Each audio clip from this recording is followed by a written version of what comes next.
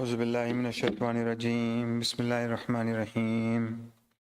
ياسين والقرآن الحكيم إنك لمن المرسلين على صراط مستقيم تنزيل العزيز الرحيم لتنذر قوما ما أنذر آباهم فهم غافلون لقد حق القول على أكثرهم فهم لا يؤمنون إنا جعلنا في أعناقهم أغلالا فهي للأذقان فهم مقمحون وجعلنا من بين أيديهم سدا ومن خلفهم سدا فأغشيناهم فهم لا يبصرون وسواء عليهم أنذرتم أم لم تنذرهم لا يؤمنون إنما تنذر من اتبع الذكر وخشي الرحمن بالغيب فبشره مغفرة وأجر كريم.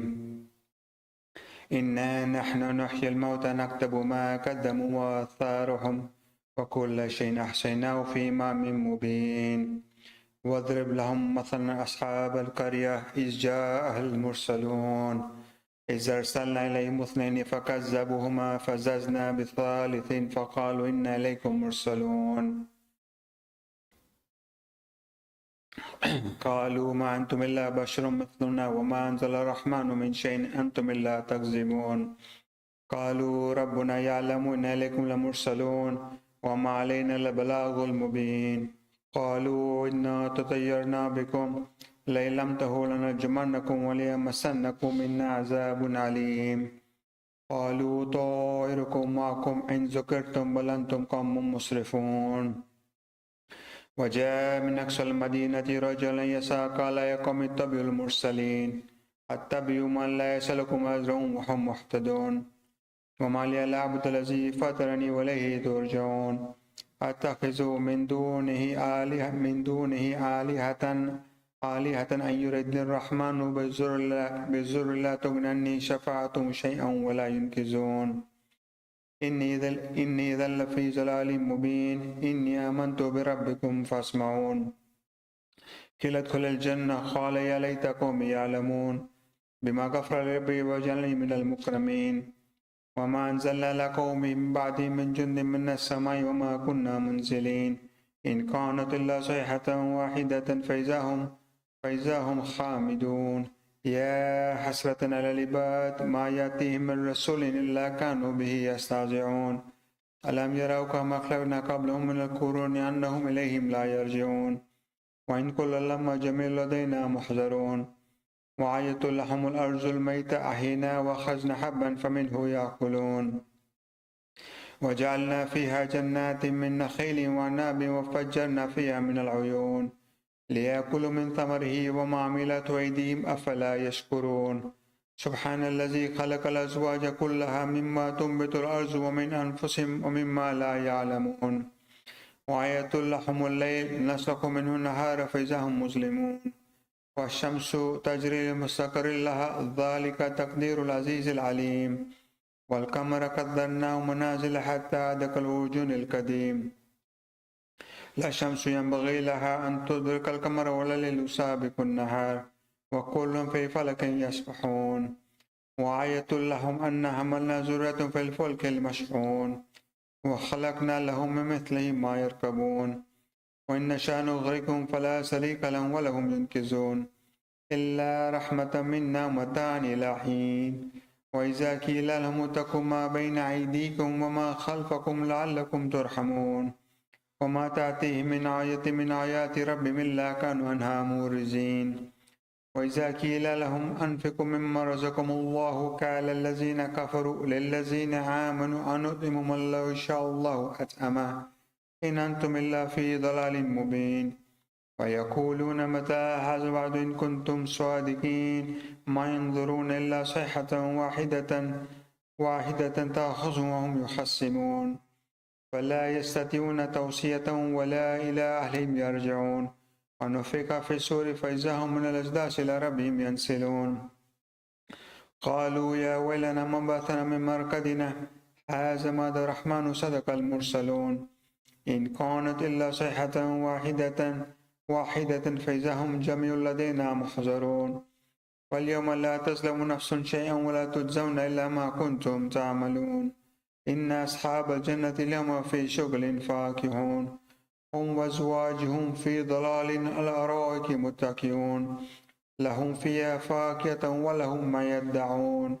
سلام قولا من رب رحيم وامتاز اليوم أيها المجرمون ألم أعهد إليكم يا بني آدم لا تعبدوا الشيطان إنه لكم عدو مبين وأن اعبدوني هذا صراط مستقيم ولقد أضل منكم ذبيلا كثيرا أفلم تكونوا تاكلون هذه جهنم التي كنتم توعدون اصلوها اليوم بما كنتم تكفرون اليوم نختم على أفواههم وتكلمنا أيديهم وتشهد أرجلهم بما كانوا يكسبون ولو نشاء لطمسنا على أعينهم فاستبقوا الصراط فأنى يبصرون ولو نشاء لمسخناهم على مكانة فما استطاعوا مضيا ولا يرجعون ومن نؤمره ننكسه في الخلق أفلا يعقلون وما لم نشر ما ينبغي له إن هو إلا ذكر وقرآن مبين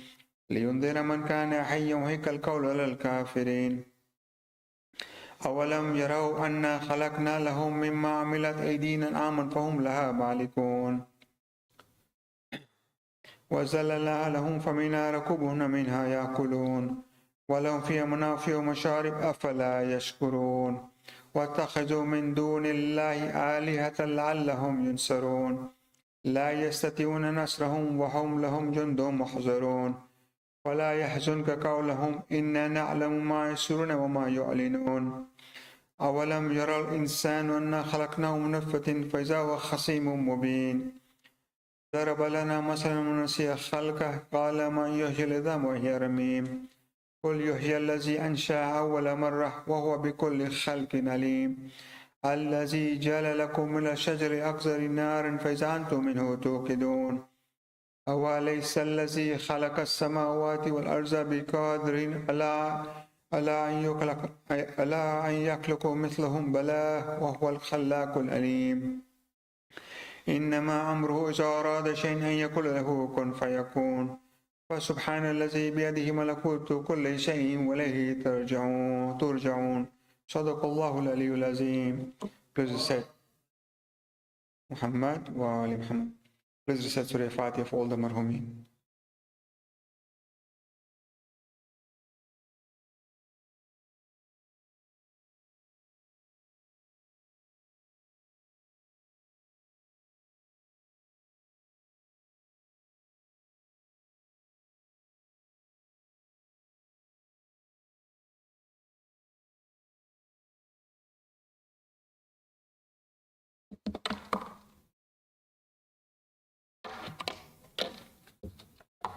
أعوذ بالله من الشيطان اللعين الرجيم بسم الله الرحمن الرحيم اللهم صل على محمد وآل محمد اللهم إني أسألك برحمتك التي وسعت كل شيء وبقوتك التي قهرت بها كل شيء وخضع لها كل شيء وضل لها كل شيء وبجبروتك التي غلبت بها كل شيء وبعزتك التي لا يقوم لها شيء وبعظمتك التي ملأت كل شيء وبسلطانك الذي على كل شيء وبوجهك الباقي بعد فناء كل شيء وبأسمائك التي ملأت أركان كل شيء وبعلمك الذي أحاط بكل شيء وبنور وجهك الذي أضاء له كل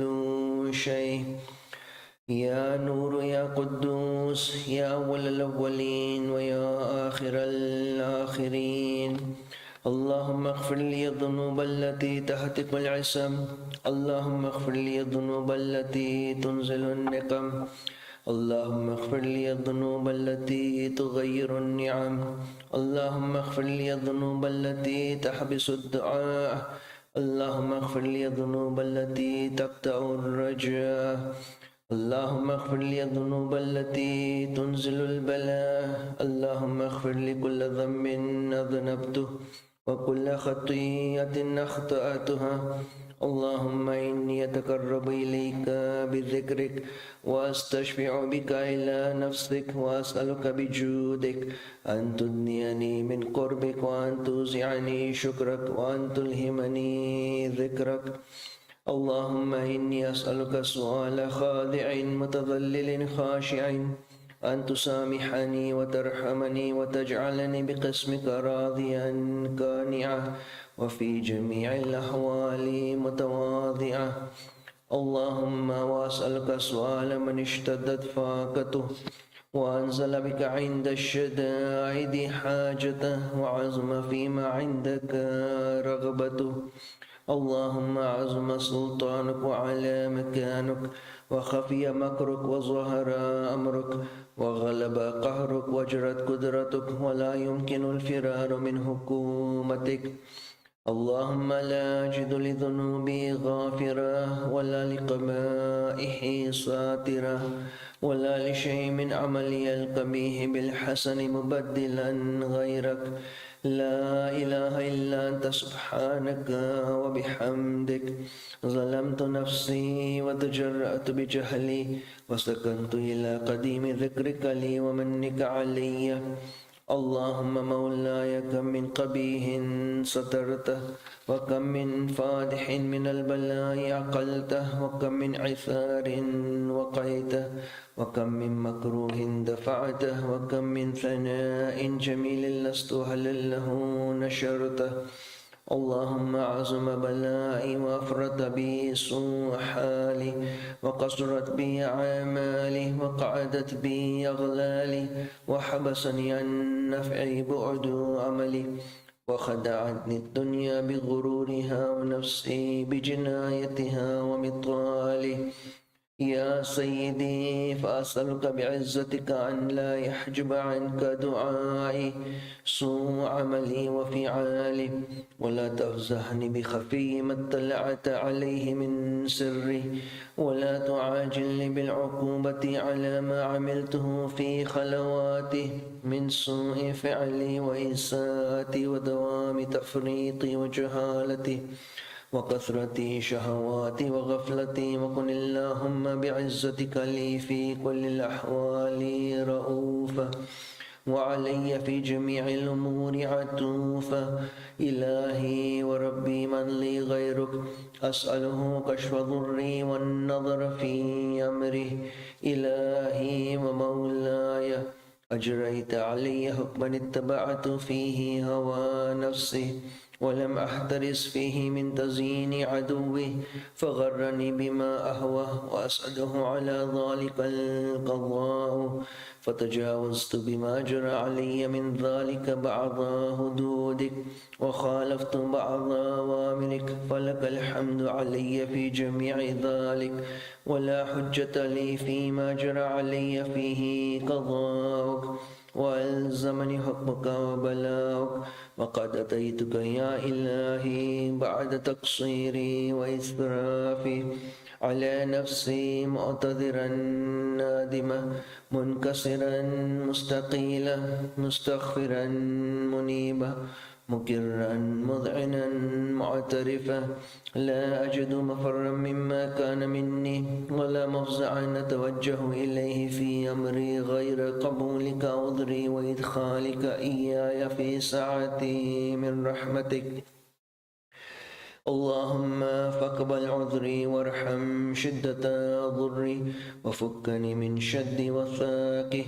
يا رب ارحم ضعف بدني ورقة جلدي ودقة عظمي. يا من بدا خلقي وذكري وتربيتي وبري وتغذيتي حبني لابتداء كرمك وصالح برك بي يا إلهي وسيدي وربي. أتراك معذب بنارك بعد توحيدك وبعد من طوى عليه قلبي من معرفتك ولهجا به لسان من ذكرك واعتقده ضمير من حبك وبعد صدق اعترافي ودعائي خاضعا لربوبيتك. هيهات أنت أكرم من أن تضيع من ربيته أو تبعد من أدنيته أو تشرد من آويته أو تسلم إلى البلاء من كفيته ورحمته. وليت شعري يا سيدي وإلهي ومولاي أتسلط النار على وجوه خرت لعظمتك ساجدة وعلى ألسن نطقت بتوحيدك صادقة وبشكرك مادحة وعلى قلوب اعترفت بإلهيتك محققة وعلى ضمائر حوت من العلم بك حتى صارت خاشعة وعلى جوارح سعت إلى أوطان تعبدك طائية وأشارت باستغفارك مذعنة. ما هكذا الظن بك ولا أخبرنا بفضلك عنك يا كريم يا ربي. وأنت تعلم ضعفي عن قليل من بلاء الدنيا وعقوباتها وما يجري فيها من المكاره على أهلها، على أن ذلك بلاء ومكروه قليل مكثوه يسير بقاؤه قصير مدته. فكيف احتمالي لبلاء الآخرة وجليل وقوع المكاره فيها وهو بلاء تطول مدته ويدوم مقامه ولا يخفف عن أهله، لأنه لا يكون إلا عن غضبك وانتقامك وسخطك، وهذا ما لا تقوم له السماوات والأرض. يا سيدي فكيف لي وأنا عبدك الضعيف الذليل الحقير المسكين المستكين. يا إلهي وربي وسيدي ومولاي، لأي الأمور إليك أشكو ولما منها ضج وأبكي، لأليم العذاب وشدته أم لطول البلاء ومدته. فلئن صيرتني للعقوبات مع أعدائك وجمعت بيني وبين أهل بلائك وفرقت بيني وبين أحبائك وأوليائك، فهبني يا إلهي وسيدي ومولاي وربي. صبرت على عذابك فكيف أصبر على فراقك، وهبني صبرت على حر نارك فكيف أصبر عن النظر إلى كرامتك. أم كيف أسكن في النار ورجاء عفوك. فبعزتك يا سيدي ومولاي أقسم صادقا لئن تركتني ناطقا لأضجن إليك بين أهلها ضجيج الآملين ولأصرخن إليك صراخ المستصرخين ولأبكين عليك بكاء الفاقدين ولو نادينك أين كنت يا ولي المؤمنين، يا غاية آمال العارفين، يا غياث المستغيثين، يا حبيب قلوب الصادقين، ويا إله العالمين. أفتراك سبحانك يا إلهي وبحمدك تسمع فيها صوت عبد مسلم سجن فيها بمخالفته وذاق طعم عذابها بمعصيته وحبس بين أتباكها بجرمه وجريرته، وهو يضج إليك ضجيج مؤمل لرحمتك ويناديك بلسان أهل توحيدك ويتوسل إليك بربوبيتك. يا مولاي فكيف يبقى في العذاب وهو يرجو ما سلف من حلمك؟ أم كيف تؤلمه النار وهو يعمل فضلك ورحمتك؟ أم كيف يحرقه لهيبها وأنت تسمع صوته وترى مكانا؟ أم كيف يشتمل عليه زفيرها وأنت تعلم ضعفه؟ أم كيف يتقلقل بين أطباقها وأنت تعلم صدقه؟ أم كيف تزجره زبانيتها وهو يناديك يا ربه؟ أم كيف يرجو فضلك في عتقه منها فتتركه فيها هيهات؟ ما ذلك الظن بك ولا المعروف من فضلك ولا مشبه لما عملت به الموحدين من برك وإحسانك. فباليقين أقطع لولا ما حكمت به من تعذيب جاحدك وقضيت به من إخلاد معاندك لجعلت النار كلها بردا وسلاما وما كانت لأحد فيها مقرا ولا مقامة لكنك تقدست أسماؤك أقسمت أن تملأها من الكافرين من الجنة والناس أجمعين وأن تخلد فيها المعاندين وأن تجلى ثناؤك قلت مبتدعا وتطولت بالإنعام متكرمة أفمن كان مؤمنا كمن كان فاسقا لا يستوون إلهي وسيدي فأسألك بالقدرة التي قدرتها وبالقضية التي حتمتها وحكمتها وغلبت من عليه أجريتها أن تهب لي في هذه الليلة وفي هذه الساعة كل جرم أجرمته وكل ذنب ذنبته وكل قبيح أسررته وكل جهل عملته كتمته أو أعلنته أخفيته أو أظهرته وكل سيئة أمرت بإثباتها الكرام الكاتبين الذين وكلتهم بحفظ ما يكون مني وجعلتهم شهودا علي مع جوارح وكنت أنت الرقيب علي من ورائهم والشاهد لما خفي عنهم وبرحمتك أخفيته وبفضلك سترته وأن توفر حظ من كل خير أنزلته أو إحسان فضلته أو بر نشرته أو رزق بسطته أو ذنب تغفر أو خطأ تستره يا ربي يا ربي يا رب يا إلهي وسيدي ومولاي ومالك رقي يا من بيده ناصيتي يا عليما بضري ومسكنتي يا خبيرا بفقري وفاقتي يا ربي يا ربي يا رب أسألك بحقك وقدسك وعظم صفاتك وأسمائك أن تجعل أوقاتي من الليل والنهار بذكرك معمورة وبخدمتك موصولة وأعمالي عندك مقبولة حتى تكون أعمالي وأورادي كلها وردا واحدة وحالي في خدمتك سرمدا يا سيدي يا من عليه معولي يا من إليه شكوت أحوالي يا ربي يا ربي يا رب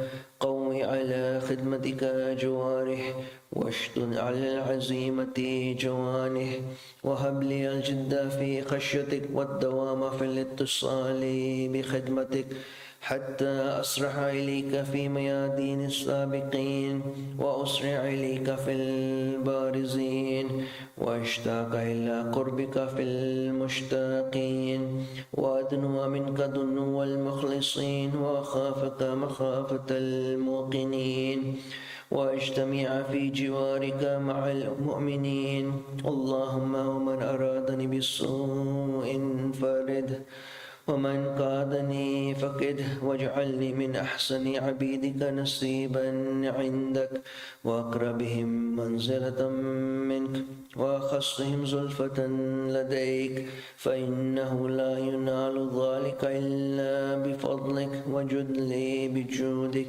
وعاطف علي بمجدك واحفظني برحمتك واجعل لساني بذكرك لهجة وقلبي بحبك متيمة ومن علي بحسن إجابتك واكلني أثرتي واغفر زلتي فإنك قضيت على عبادك بعبادتك وأمرتهم بدعائك وضمنت لهم الإجابة فإليك يا ربي نصبت وجهي وإليك يا ربي مددت يدي فبعزتك استجب لي دعائي وبلغني منايا ولا تقطع من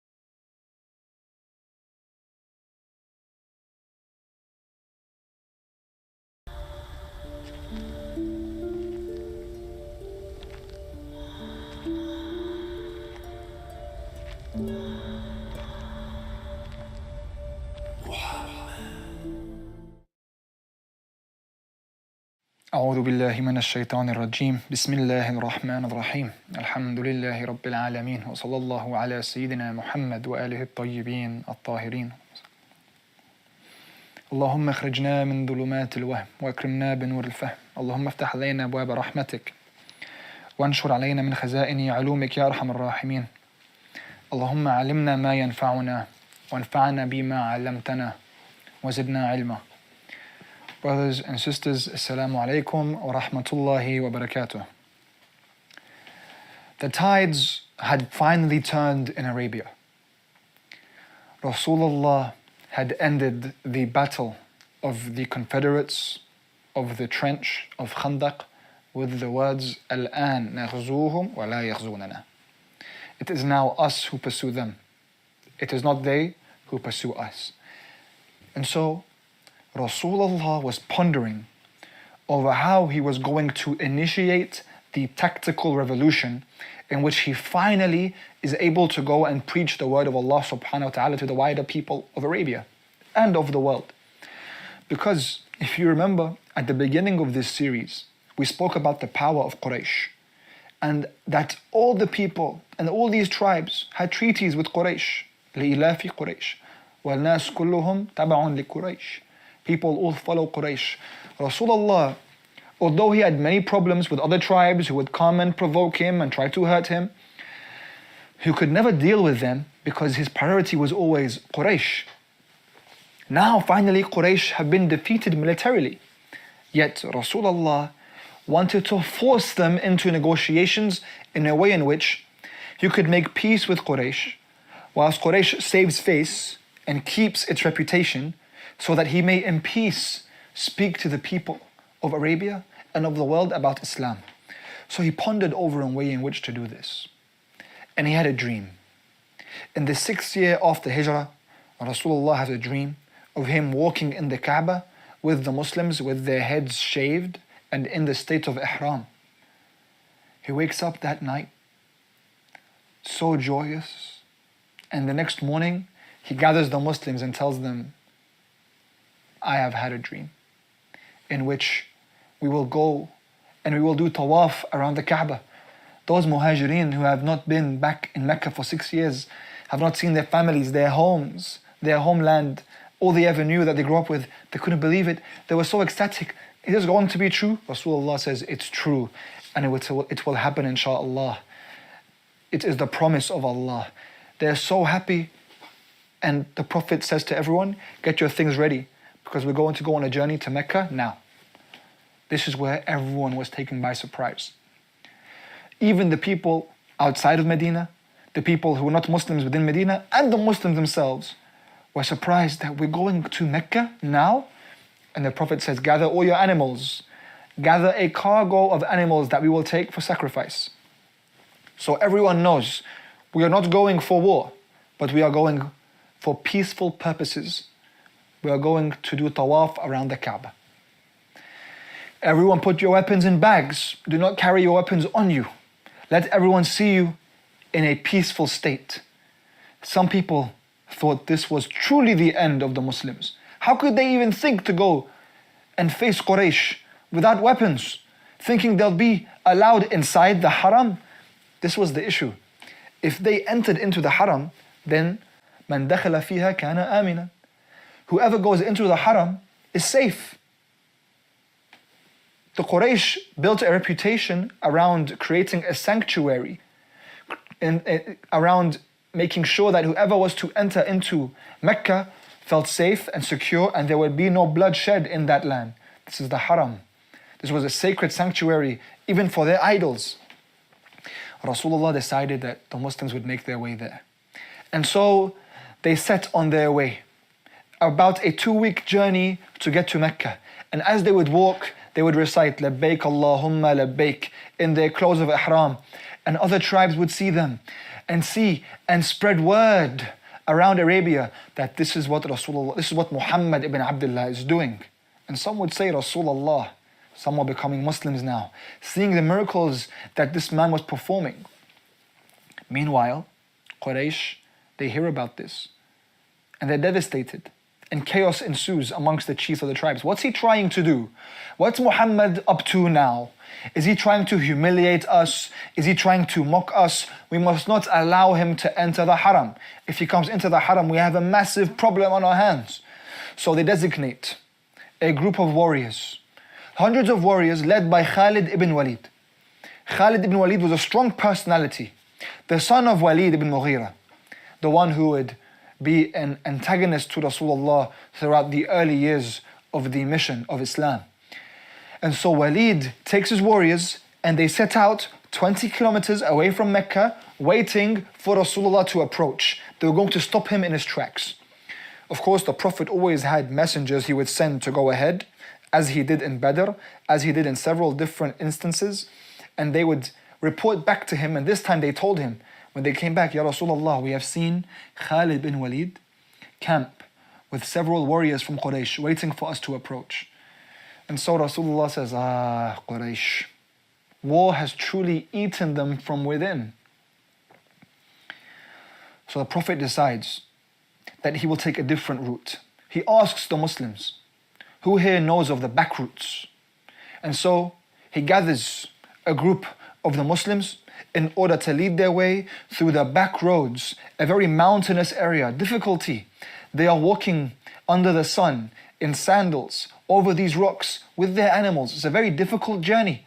People don't think about the journeys Rasulullah took as much, although his journeys, this amounted to everyone who was on this journey had bleeding feet after the end of the journey, because it was so difficult to get around this mountainous area. Yet they made their way around until they reached the haram from a different route, a back route, not the mainstream route. It took longer for them and it was difficult for them. Yet they reached an area in the haram where there was a tree that was bent over. This was known as Al-Hudaybiyah. This area was known as Al-Hudaybiyah, and this is where the Muslims settled. They settled in Hudaybiyah. As the Muslims settled, news reached Quraysh that the Muslims had arrived in the haram and they are in Hudaybiyah. And now Quraysh had to think about what they were going to do. They were in confusion. They were not going to allow him to come to visit the Kaaba. They were deciding, how would they deal with him? Was it worth it to go and fight him now? What would happen?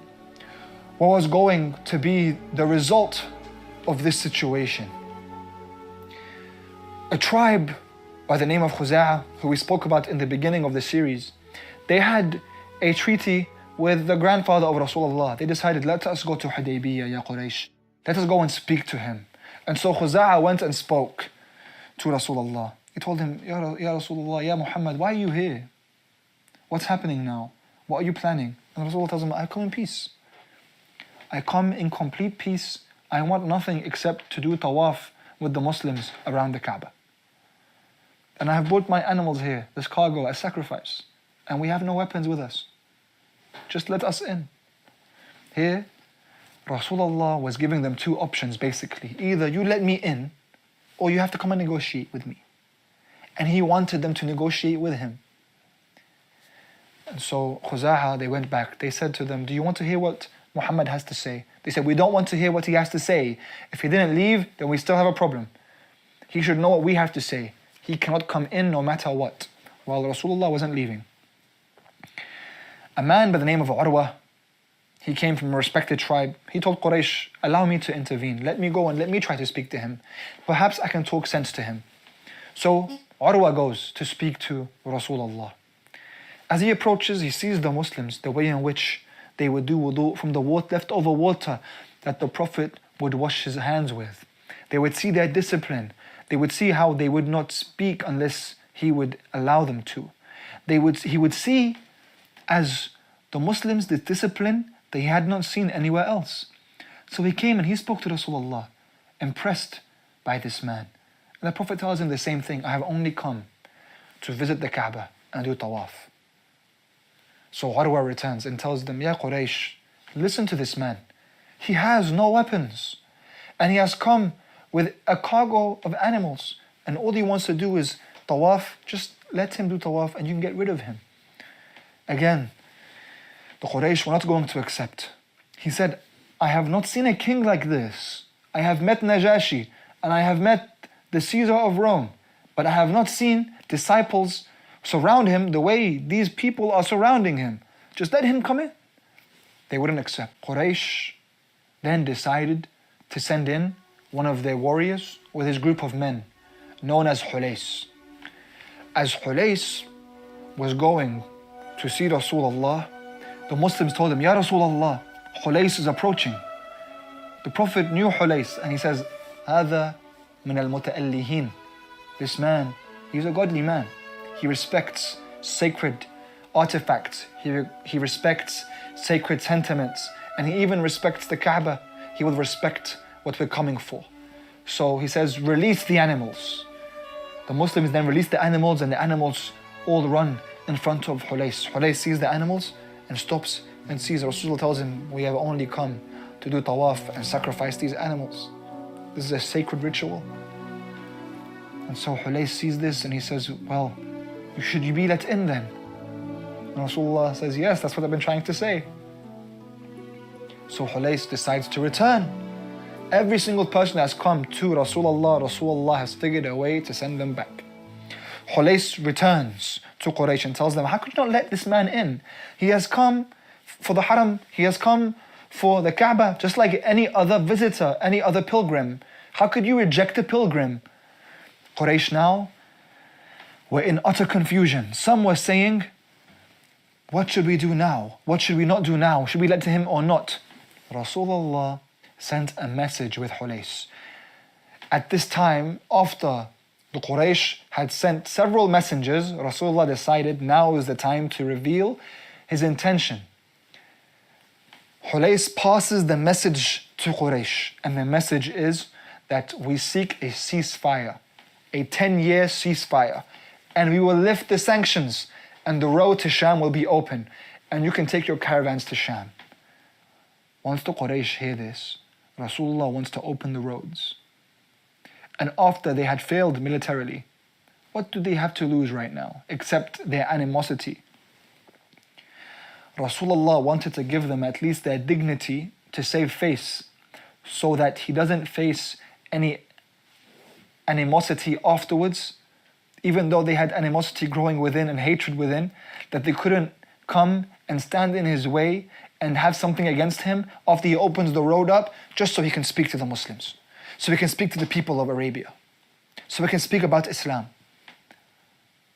Once Hulays tells them this, they send a man by the name of Suhail. When Suhail comes to the Hudaybiyah, comes to see Rasulullah, and this is the most important event perhaps in the life of Rasulullah. It's very underestimated what occurs afterwards. As Suhail approaches, the Muslims, they tell Rasulullah, Ya Rasulullah, Suhail is approaching. And then the Prophet Muhammad says, Lanat Quraysh. Quraysh has finally been dealt with. They finally have relaxed themselves. They have brought their negotiator. Suhail approaches the Prophet and says, Ya Muhammad, why have you come? He says, I have come only to visit the Kaaba and do tawaf around the Kaaba. That's my request. So Suhail says, very well. We will allow you to do tawaf if you hold your end of the ceasefire of opening the ways to Sham so that we may take our caravans. The Prophet says, I accept. But he says, but on conditions. Suhail tells him, we have conditions. Rasulullah says, what are your conditions? And here, this is when the Muslims begin to get angry and agitated. And their discipline breaks. Because Suhail almost mocks them with his negotiations, with his conditions. So he says to him, the first condition is that you do not enter and visit the Kaaba this year. You come back next year. This was very hard for the Muslims to accept. The Prophet said, I accept. Then he told him, and when you come back next year, you can only stay for 3 days. The Prophet said, I accept. He said, very well. Suhail then said, and those in Mecca who become Muslim, they can't go and live with you in Medina. No longer can you take Muslims to Medina. They remain here. The Prophet says, I accept as long as you allow them to practice their religion. Suhail says, accepted. And finally, if there is anyone in Medina of the Muslims that decides to come and stay with us and leave Islam and wants to come back to Quraysh, you must let them. So Rasulullah says, of course, I accept this too. The Muslims felt that, what's happening? Why is Rasulullah accepting everything? And then Umar ibn al-Khattab begins to speak out. Infuriated, he raises his voice in front of the Muslims and raises his voice to Rasulullah and he says, Alasta bin Nabi? Are you not a prophet? And Rasulullah says, of course I am. I am Nabiullah. Then he says, are we not the Muslims, the righteous ones? And Rasulullah says, yes, we are the righteous. He says, then why are we paying for our religion? Why are you accepting everything that they're saying? And the Muslims begin to be riled up. And chaos ensues between them. And then Umar begins to speak to them and say, is he not the Prophet? And are we not the Muslims? Are we not on the right path? Until Abu Bakr gets involved and says, Ya Umar, Ya Rajul, be quiet. What are you doing? Speaking up to Rasulullah in this way. Abu Bakr began to calm Umar down. Rasulullah began to calm the Muslims down. As he tried to make the Muslims settle, because he had been just accepting to all of Suhail's conditions, and what was left now was just to write it down, a young boy, 16 years old, runs towards Hudaybiyah. His name was Abu Jandal. He runs to Hudaybiyah and he runs to Rasulullah and he hugs him. And Rasulullah hugs this young boy. He says, Ya Rasulullah, I am a Muslim and I have been trapped in Mecca this whole time and I beg of you to take me with you back to Medina. I don't want to be amongst the Quraysh. Here, the hearts of the Muslims was piercing them even more. Rasulullah felt sorry for Abu Jandal, so he looked at Suhail and said, Ya Suhail, allow me to take just this boy with me. Suhail says, no. He says, Suhail, just for me, as a token of our agreement. Suhail says, no. If you take this boy, there is no treaty of Hudaybiyah. This was very difficult for the Prophet, but he knelt down and he said, Ya Abu Jandal, I understand you're going through a very difficult time. I need you to sacrifice for us right now. I need you to be patient for us. This is of the greatest moments for the Muslims. We need to do this for Islam and for Allah. be patient in Quraysh, be patient in Mecca for now. Abu Jandal was crying. Suhail tells Rasulullah, bring Abu Jandal back. Again, Umar was trying to rile up the Muslims. So he comes to Abu Jandal. As Rasulullah goes and negotiates with Suhail, and Suhail was taking Abu Jandal back, Abu Jandal's on the side. Umar comes to Abu Jandal and gives him a knife and says, Ya Abu Jandal, go and stab this Suhail and come back with us to Medina. Abu Jandal looks at Umar, the 16-year-old boy, and says, why wouldn't you do it? Why don't you do it? You're telling me to do it? And Umar says, because Rasulullah has told us not to kill anyone. So Abu Jandal says, well, I follow Rasulullah too, so I won't kill anyone. And this was a great moment. Abu Jandal literally saved the Muslims who were present in Hudaybiyah from falling into battle and saved the Treaty of Hudaybiyah, which would be one of the greatest victories for Rasulullah. He did a great service for us and for Islam on that day. Again, now, Suhail tells Rasulullah, bring the boy back. Muhammad sallallahu alayhi Rasulullah tells Abu Jandal, be patient for now. Abu Jandal eventually, he escapes from Mecca, but he doesn't go to Medina. So the responsibility is not on Rasulullah. He goes to another town where the Muslims began to escape to, and they would be later on bandits who would stop the roads of the caravan of Quraysh. So Quraysh, they shot themselves in the foot with that one. In any case, Suhail then decides now is the time to write the treaty down. So Rasulullah calls for Imam Ali alayhi salam. Uthman, he had been the one to go with Hulais back into Mecca with the message that he had sent down. Uthman and Imam Ali, they were the sons of Abd Munaf, the great-great-grandfather. Uthman was of Bani Umayyah and Imam Ali was of Banu Hashim. They were both of greater tribes. Umar had been asked at the time to take the message to Quraysh. But Umar said, Ya Rasulullah, if I go into Quraysh, I don't have a strong clan. Although he's from Quraysh, he doesn't have a strong clan within Quraysh. But Uthman did. Uthman has Bani Umayyah behind him. So Uthman was the one who went with Hulais and gave the message to Quraysh. And he had been there for a few days. He was safe. Uthman was safe in Mecca. Imam Ali alayhi salam now was the son of Abd Manaf of prestigious lineage who would write the treaty between Suhail and Rasulullah, between Quraysh and Rasulullah. And so Rasulullah chose Imam Ali alayhi salam to write the treaty. And so he told the Imam, Ya Ali, write. And the Imam Ali alayhi salam begins to write. He says, Ya Ali, write. Bismillahir Rahmanir Rahim. So as Imam Ali writes, Bismillah, at that moment, Suhail tells him, stop. Who is this Al-Rahman Al-Rahim? I don't recognize any Al-Rahman Al-Rahim. I don't believe in any Al-Rahman Al-Rahim. So the Imam looks at him. The Prophet tells him, it's okay, Ya Ali. Just write, Bismik Allahumma. Suhail accepts. So Ali wrote, Bismik Allahumma. In your name, O Lord. Without saying which Lord. The Prophet tells him, Ya Ali, write. This is a treaty between Suhail and Rasulullah. Imam Ali writes down, this is a treaty of Hudaybiyah, agreed upon by Suhail and Rasulullah. As he's writing, Suhail says, nope. Who is Rasulullah? I don't recognize Rasulullah.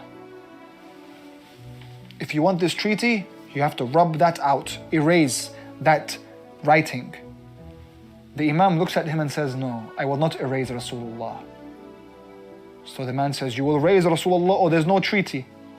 And so Imam Ali alayhi salam says to him, Wallah, I will not erase the name of Rasulullah min rughmi anfik, whether you like it or not. I'm not going to erase the name of Rasulullah. And here the Muslims began to be ignited in their anger and in the way that they were feeling, hard done by the Quraysh. The Prophet makes the Muslims calm down. He comes to Ali, he says, Ya Ali, I am Rasulullah and I am Muhammad ibn Abdullah. But don't worry. He takes it from him and Rasulullah erases his name on his own. Because Imam Ali had said, I won't. So he gives it back to Imam Ali. He says, write Muhammad ibn Abdullah. So the Imam sat down and wrote Muhammad ibn Abdullah. and they wrote the conditions of the treaty. Now the Muslims had to return. Suhail returns to Quraysh, having sent Rasulullah back to Medina. The Quraysh saw this as a victory. Yes, he didn't come in. People began to see this as a victory for the Quraysh. Some people in Arabia, when they heard about this, they thought that Rasulullah was declining and the Muslims were declining. What? He opened the pathway for Quraysh? Had he finally crumbled for the pressure? Did he crumble to the pressure of Quraysh finally? As they're coming back, again, those Muslims who were against Rasulullah in Hudaybiyah began to question him and his authority. And here, the famous verse came down.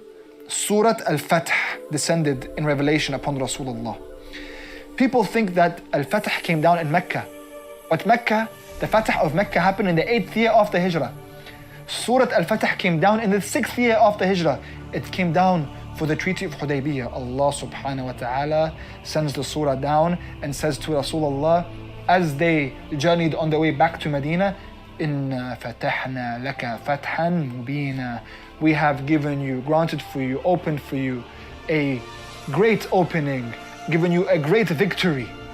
This victory of Hudaybiyah. At this moment, Umar questions once again for the final time, this is the Fath? Questioning this to be a victory in itself. And Rasulullah tells him, yes, Ya Umar, this is the Fath. Until Umar finally accepts and says, this is the Fath, O people. This is the Fath. Rasulullah turns back to Medina. People had thought that perhaps Islam was declining now. And so, those Jews that had joined the Confederate army in Khandaq, they had now decided perhaps now it was one of the best times to strike. Perhaps now, as the Muslims and their power is dwindling, we can now strike them once they are at their weakest. And so the Jewish tribes within Khaybar, different tribes who had left Medina, of Banu Qaynuqa', Banu Nadir, and Banu Qurayda, after they had gathered with the Jewish tribes in Khaybar, they decided that now, at the time when Islam was at its weakest and Rasulullah and his mission is declining and he has opened the roads for Quraysh, so perhaps he is under great pressure, they would hire out different tribes and different bandits to go and provoke Rasulullah, often in Medina. The Prophet could never give priority to any other tribe provoking him because Quraysh was always in the way. Finally now, Quraysh was not in the way. On his way back from Medina, Rasulullah comes and finds that the Muslims had been attacked by a tribe known as Bani Ghatafan. They were rented out by the tribe of the Jews in Khaybar. They had killed the son of Abu Dhar, as well as kidnapping Abu Dhar's wife, who was retrieved by some of the Muslims in Medina. Rasulullah could never before retaliate to those who would provoke him and attack the Muslims, because Quraysh was always in the way. But now he would attack. Now he could finally respond. And so he decides that all of those who were with him in Hudaybiyah, get yourselves ready for battle. We will now make our way to Khaybar. And so the Muslims became ready. Some of the hypocrites within Medina, they would write to the Jews and they would tell them, be ready. Muhammad is on his way to you. You are greater in number. There are only 1,500 strong. And you have enough with you now to finish Muhammad and his dwindling forces and his declining mission. Rasulullah didn't take the main route to get to Khaybar. He wanted to take them by surprise. Again, one of his usual tactics, he took the back routes and he arrived after this 96-mile journey that took them several days. He arrives with the Muslims in the night time.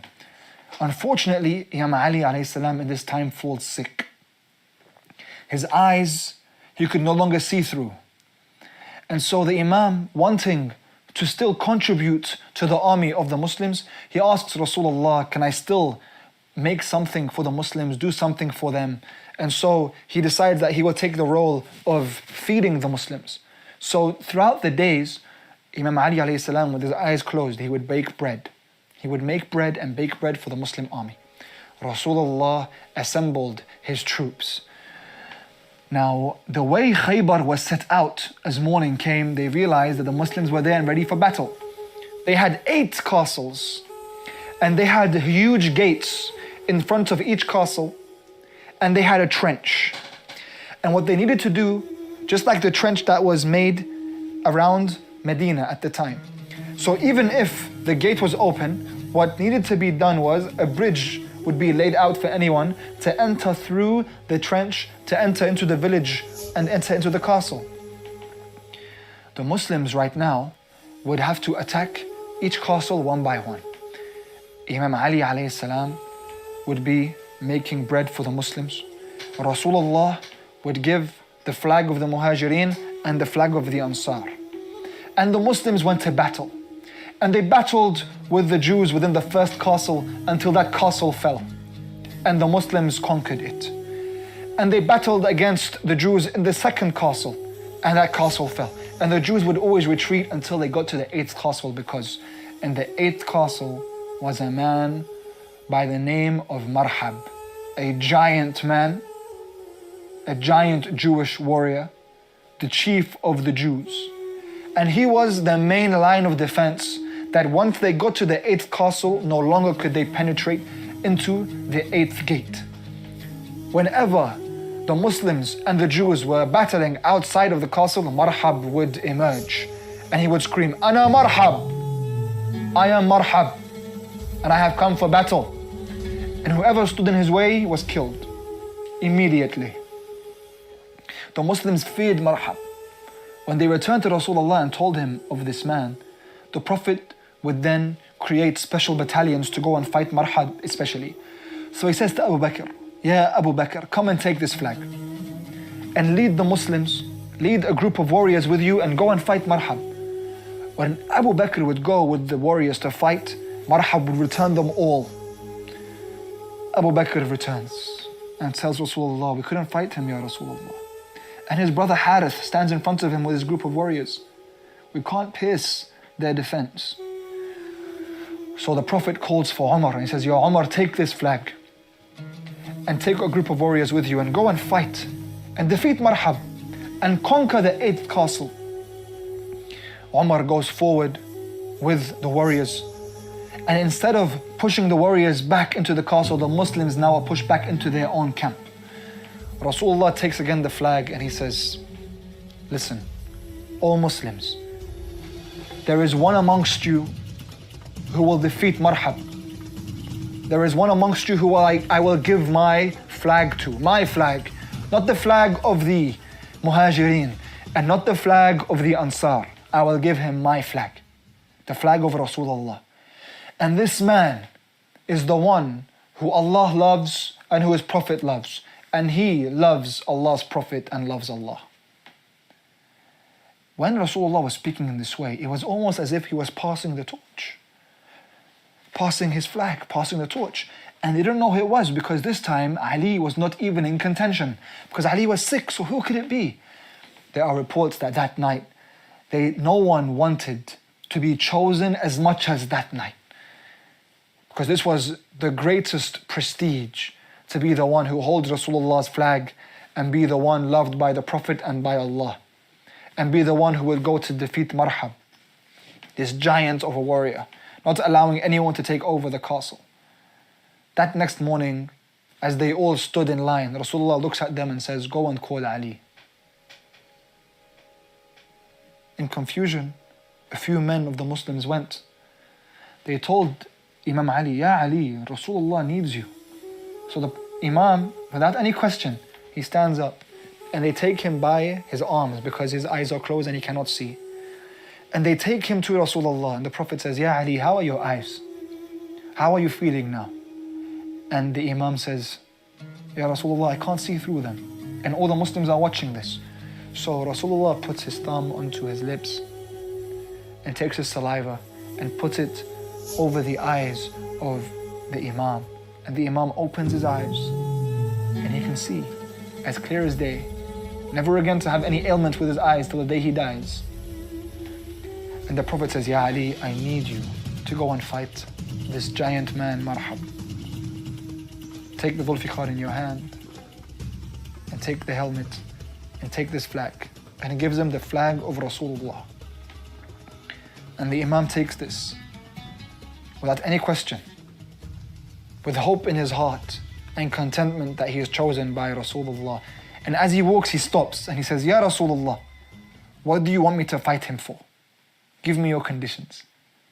So the Prophet says, tell him, if they want to be Muslims, then we are brothers. Then they come back and live with us in Medina. And we protect them.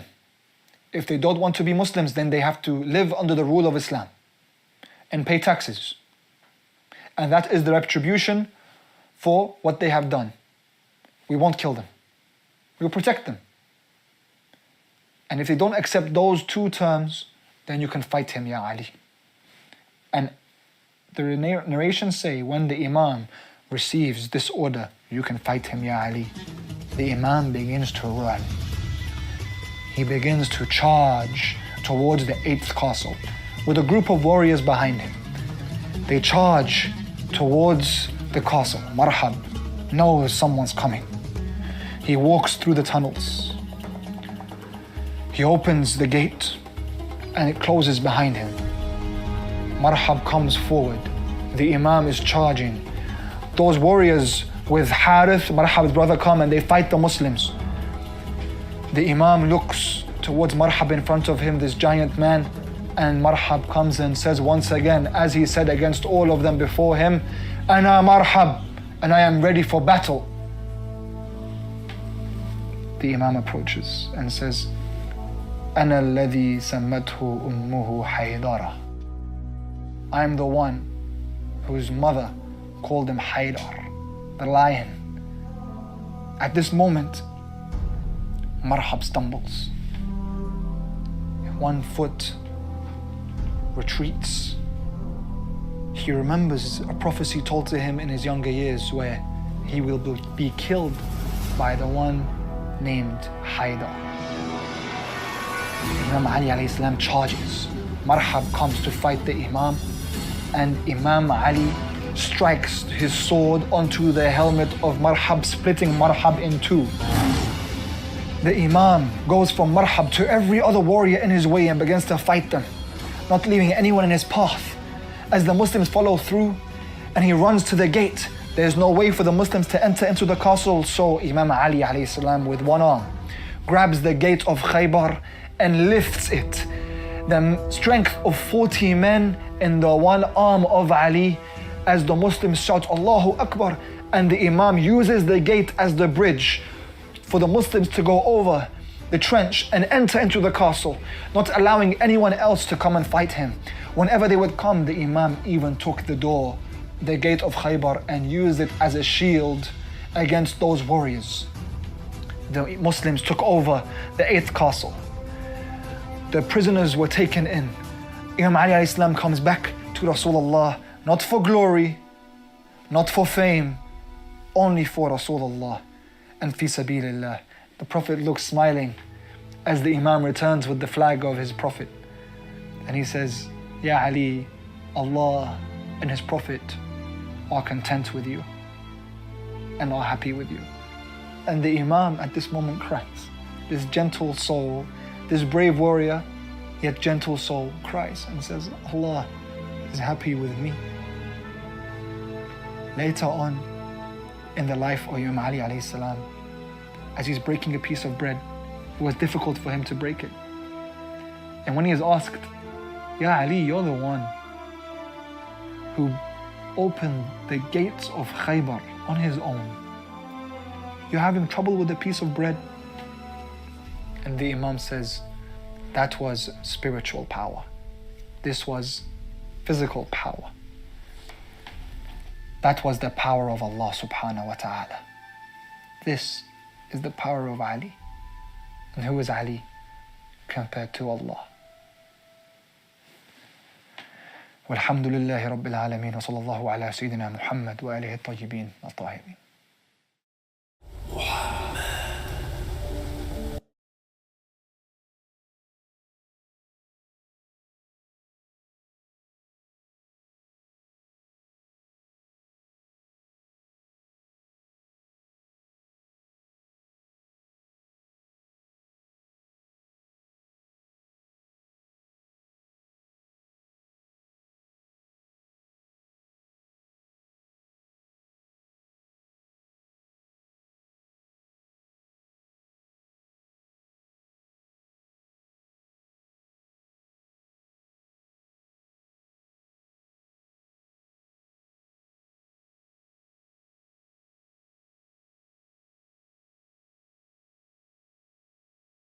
زيارة إمام حسين عليه السلام شب جمعة. اللهم صل على محمد وآل محمد. بسم الله الرحمن الرحيم. السلام عليك يا وارث آدم صفوة الله. السلام عليك يا وارث نوح النبي الله. السلام عليك يا وارث إبراهيم خليل الله. السلام عليك يا وارث موسى كليم الله. السلام عليك يا وارث عيسى روح الله. السلام عليك يا وارث محمد حبيب الله. السلام عليك يا وارث أمير المؤمنين عليه السلام ولي الله. السلام عليك يا ابن محمد المصطفى. السلام عليك يا ابن علي المرتضى. السلام عليك يا ابن فاطمة الزهراء. السلام عليك يا ابن خديجة الكبرى. السلام عليك يا ثار الله وابن ثاري والوتر الموتون. أشهد أنك قد أقمت الصلاة وآتيت الزكاة وأمرت بالمعروف ونهيت عن المنكر وأتاك الله ورسوله حتى أتاك اليقين. ولعن الله أمة قتلتك، ولعن الله أمة ظلمتك، ولعن الله أمة سمعت بذلك فرضيت به. يا مولاي يا أبا عبد الله، أشهد أنك كنت نورا في الأسلاب الشامخة والأرحام المطهرة، لم تنجسك الجاهلية بأنجاسها ولم تلبسك من ملهمات ثيابها. وأشهد أنك من دعائم الدين وأركان المؤمنين. وأشهد أنك الإمام البر التقي الرضي الزكي الهادي المهدي. وأشهد أن الأئمة من ولدك كلمة التقوى وعلام الهدى والأروة الوثقى والهجة والأحد الدنيا. وأشهد الله وملائكته وأنبياءه ورسله أني بكم مؤمن وبيا بكم موقن بشرائعي وخواتيم عملي وقلبي لقلبكم سل وأمري لأمركم متبع. صلوات الله عليكم وعلى أرواحكم وعلى أجسادكم وعلى أجسامكم وعلى شاهدكم وعلى غائبكم وعلى ظاهركم وعلى باطنكم. بأبي أنت وأمي يا ابن رسول الله. بأبي أنت وأمي يا أبا عبد الله. السلام عليك يا ابن رسول الله. السلام عليك يا ابن نبي الله. السلام عليك يا ابن أمير المؤمنين. السلام عليك يا ابن الحسين الشهيد. السلام عليك أيها الشهيد. السلام عليك أيها المظلوم وابن المظلوم. لعن الله أمة قتلتك، ولعن الله أمة ظلمتك، ولعن الله أمة سمعت بذلك فرضيت به. السلام عليكم يا أولياء الله وأحباء. السلام عليكم يا أسفياء الله وأوداء. السلام عليكم يا أنصار دين الله. السلام عليكم يا أنصار رسول الله. السلام عليكم يا أنصار أمير المؤمنين. السلام عليكم يا أنصار فاطمة سيدة نساء العالمين. السلام عليكم يا أنصار أبي محمد الحسن بن علي الولي الزكي الناصر. السلام عليكم يا أنصار أبي عبد الله. بأبي أنتم وأمي تبتم وتابت الأرض التي فيها دفنتم وفزتم فوزا عظيما. فيا ليتني كنت معكم فأفوز معكم. السلام عليك يا أبا الفضل العباس ابن أمير المؤمنين. السلام عليك يا ابن سيد الوسيين. السلام عليك يا ابن أول القوم إسلاما وأقدمهم إيمانا وأقومهم بدين الله وأحوتهم على الإسلام. أشهد لك أن نصحت لله ولرسوله ولأخيك فنعم الأخ المواسي. ولعن الله أمة قتلتك، ولعن الله أمة ظلمتك، ولعن الله أمة استهلت منك المحارم وانتهكت حرمة الإسلام. فنعم الصابر المجاهد المهاب الناصر والأخ الدافع عن أخيه المجيب إلى طاعة ربه الراغب فيما زهد فيه غيره من الثواب الجزيل والثناء الجميل، وفقك الله بدرجة آبائك في جنات النعيم. السلام عليكم يا ساداتي وموالي جميعا ورحمة الله وبركاته. السلام عليك يا مولاي غريب الغرباء السلطان أبا الحسن مولانا علي بن موسى الرزا. السلام عليك أختك فاطمة المعصومة ورحمة الله وبركاته. السلام عليك يا مولاي صاحب العصر والزمان، الأمان الأمان الأمان. السلام عليك يا خليفة الرحمن، السلام عليك يا شريك القرآن، السلام عليك يا كعبة الإيمان، السلام عليك يا إمام الإنس والجان. أجل الله لك ما وعدك من النصر وظهور الأمن ورحمة الله وبركاته.